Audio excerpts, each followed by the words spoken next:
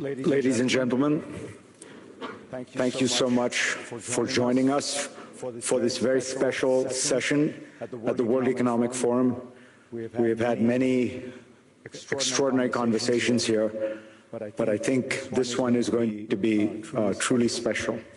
We have an address by a world leader and then a panel of world leaders to discuss what is really the central issue in the world today, which is Russia's war on Ukraine, the West's response, the world's response, and where that will go.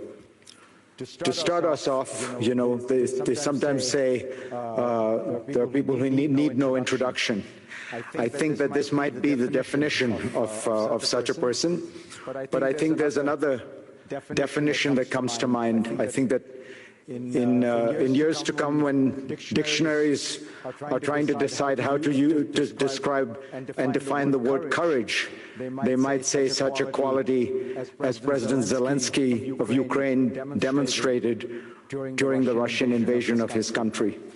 So without any further ado, the first order of business is we will hear directly from Kyiv live from the President of Ukraine. I will take 1 second before to just let you all know that we have a very special situation right now, which is the First Lady of Ukraine is in the audience, and she will be watching her husband. Mr. President,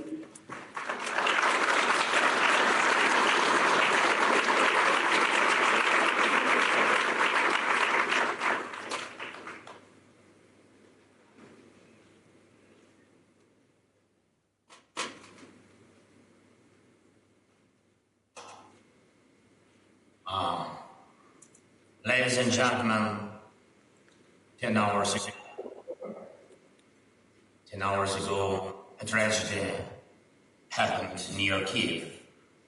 The helicopter crash claimed lives of the Minister of the Internal Affairs of Ukraine, his colleagues, and helicopter crew when it fell near a kindergarten. 14 of Ukrainian families lost their loved ones today, and many more families are losing daily because of the war. And I shall ask you to honor the memory of every person Ukraine has lost with a minute of silence, please.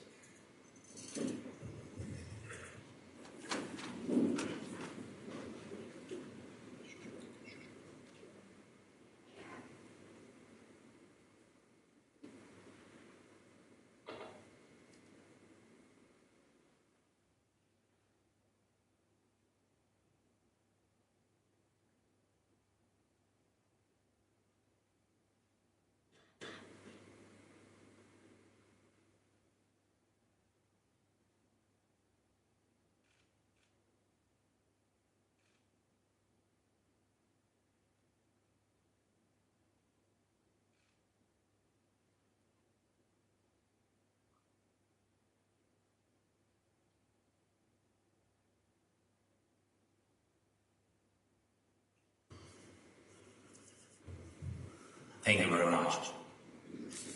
Thank you.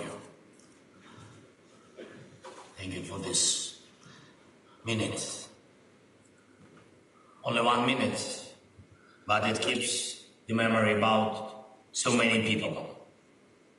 Ukraine lives thousands of such minutes, including 3 minutes on January 14th.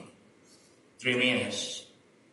The time it took for a Russian missile to travel hundreds of kilometers, hit a residential block in Dnipro and kill at least 45 people. 45, and that's children, 45. My address will be short, about the time we are short of, about small minutes, about years made of these minutes. 3 years ago I spoke at Davos for the first time in person. The topic was how to build a cohesive and sustainable world. I'm talking online now. And the topic is how to cooperate in a divided, fragmented world. Conclusions, they are obvious. The world cannot keep the pace with changes and challenges. The list of crises, global security, environmental, food security, energy ones, needs to be amended with another one, the time crisis. The list of calls for decisive, efficient joint actions needs to be expanded with one more, the call for speed, the speed of decisions making, reaction of the civilized world. Tragedies are outpacing life. The tyranny is outpacing the democracy. Russia needed less than 1 second to start the war. The world needed days to react with first sanctions. The time the free world uses to think is used by the terrorist state to kill. Ukraine and its allies have been resisting it for almost a year. This period proved all our prompt actions brought positive results.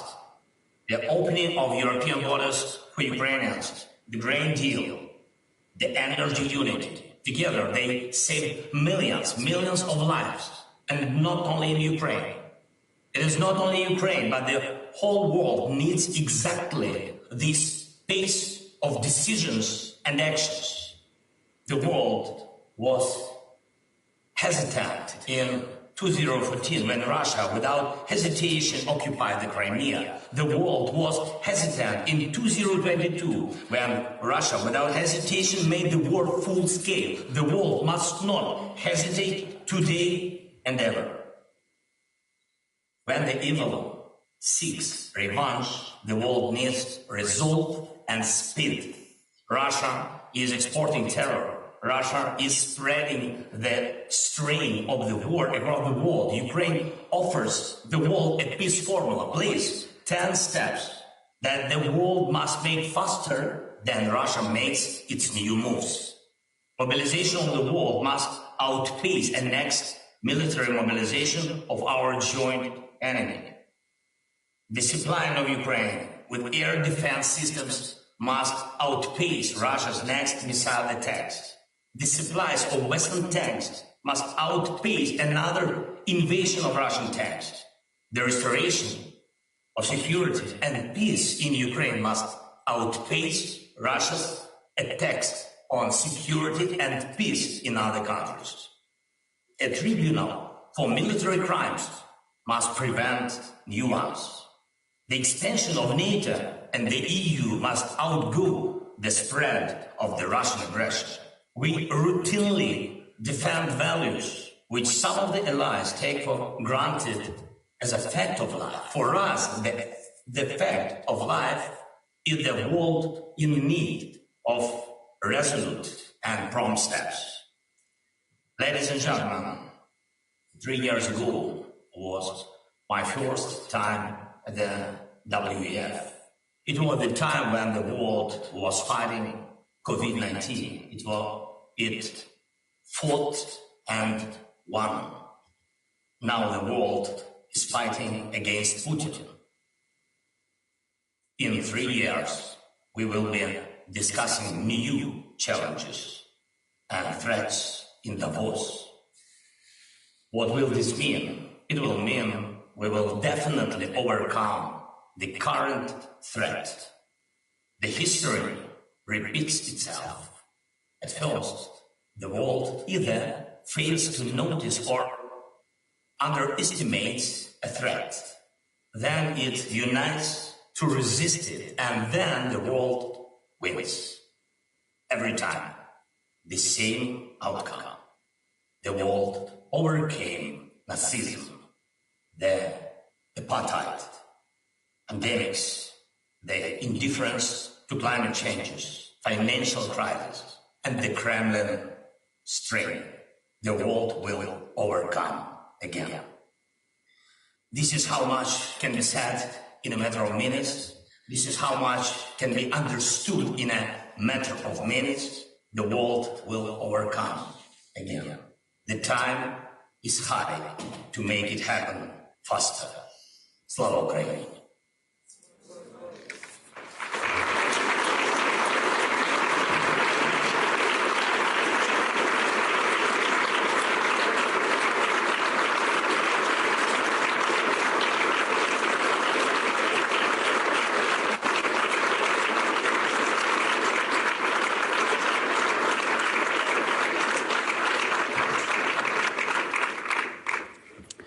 Mr. President, thank you so much for that moving address. Let me ask you a few questions. I know how pressed you are, so thank you in advance for this. And of course, let me extend my condolences, and I think everybody in this audience's condolences for the terrible tragedy that took place in Ukraine. In November and December, the world watched with amazement as Ukrainian forces liberated one town and city after another. It seems now as though the war has moved into something that looks more like a stalemate.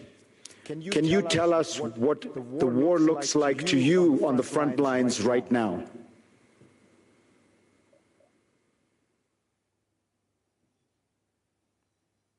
If I can, I switch on Ukrainian language. Thank you so much. Yeah, please. Thank you for the question. Farid, thank you for your condolences, by the way. I think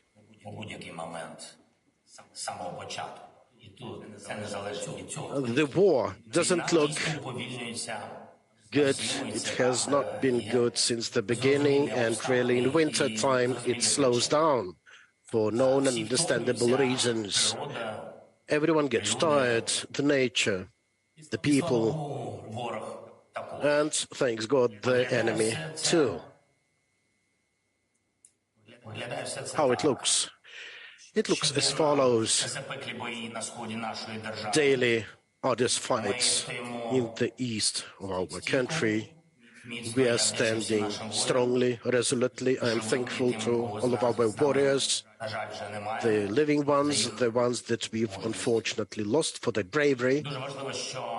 It's very important to know that we are strong, not just in the east of our country where it's really hard, but we are also strong inside the nation, inside our state. We are united, we are mobilized because we are motivated. It was not us who started the war, but it is us who will have to end it on our lands, having it deoccupied, with due respect to our people and our sovereignty. As regards other parts of our nation, the south, the north parts, we do control the situation, and definitely the processes have slowed down a bit for a variety of reasons. And it is not just about us keeping united inside the country. We need to have the whole world united around our joint values. And because of that, we truly need to continue with that support of Ukraine, to continue with supplies of necessary ammunition that we require to gain the victory over the enemy on the battlefield. We also need the financial support, and I'd like to thank all the nations, the European Union, for the support of our budget deficit, and they're continuing to support us this year. I also think it is really important that, given the energy challenges that we are seeing, and these are surely related to disrespect of the humankind, of the attacks against our grid, against our energy sector, with Iranian drones, with Russian missiles, in order to instill chaos inside the country. Because of that, we definitely need assistance from our partners with a defense system. Lots of these. I know this is a deficit, but I'd like to thank many countries worldwide for their assistance, also with alternative energy connectivity solutions. From what it looks like now, Russia intends to get this revenge, and we think that they won't succeed because they're fighting not just Ukraine, but the whole civilized approach towards life. Thank you. Yesterday in Davos, Henry Kissinger suggested that while Ukraine must be supported, and in fact he came out in favor of Ukraine's membership in NATO, there must also be a dialogue with Russia, because Russia must be a part of the global order. You know Russia very well. You speak Russian fluently. What are your thoughts on Russia's place in the world?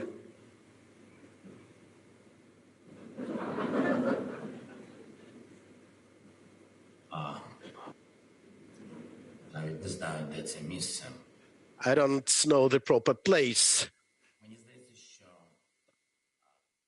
for it. I think that Russia has already earned a place among terrorists, and this no longer depends on their leadership. No, I think their leaders are no longer affecting the development of Russian Federation, its culture, and so on.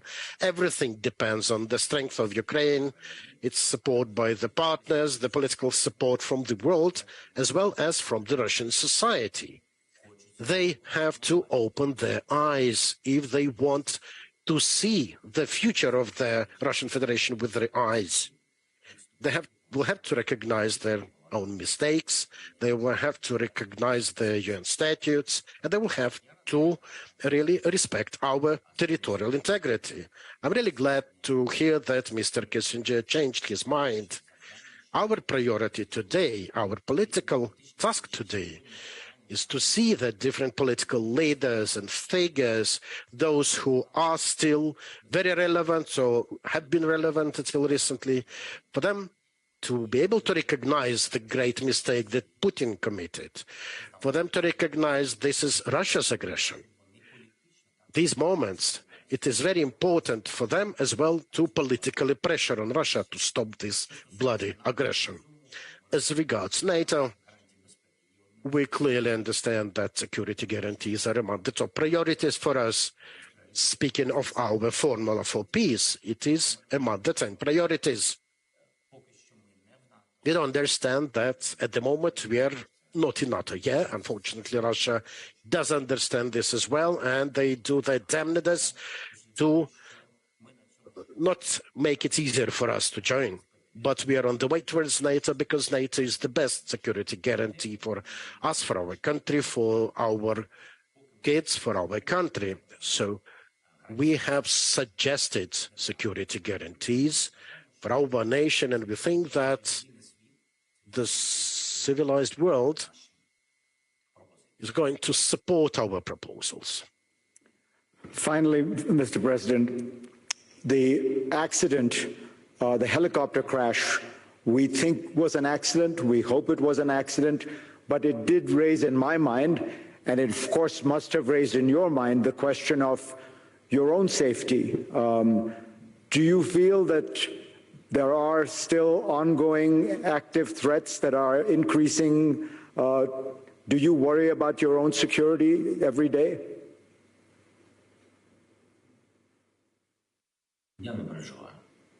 No, I'm not worried about that.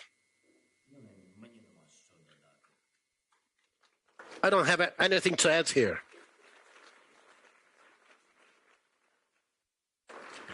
Well, you said it once. You don't need a ride; you need ammunition, right?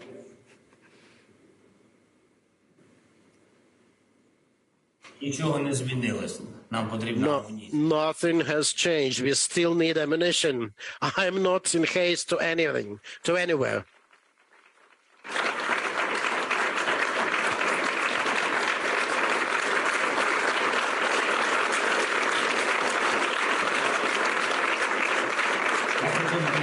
тільки додати, якщо можна. Just to add, with your permission, you said accident. I'd like to tell you that because of the war experience that I have now, my society has now, this is not an accident because it has been due to war, and the war has many dimensions, not just on the battlefield. There are no accidents at wartime. These are all war results, absolutely. All those steps, everything happening, missiles striking our civilians, our kids being killed in kindergartens, at schools. Someone might try to spread information that it was us who had our own civilians at the crosshairs and they were just wanted to hit some power block and that's just a mishap. This is different. Just empty words. Every individual, every death is a result of the war. Mr. President, thank you for your time. You've been very generous. Best of luck. Let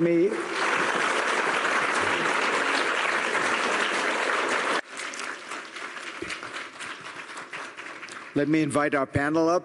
We have really one of the most extraordinary panels. Chrystia Freeland, the Deputy Prime Minister of Canada, Jens Stoltenberg, the Secretary General of NATO, President Duda of Poland, and the Director of National Intelligence of the United States, Avril Haines. Please come up.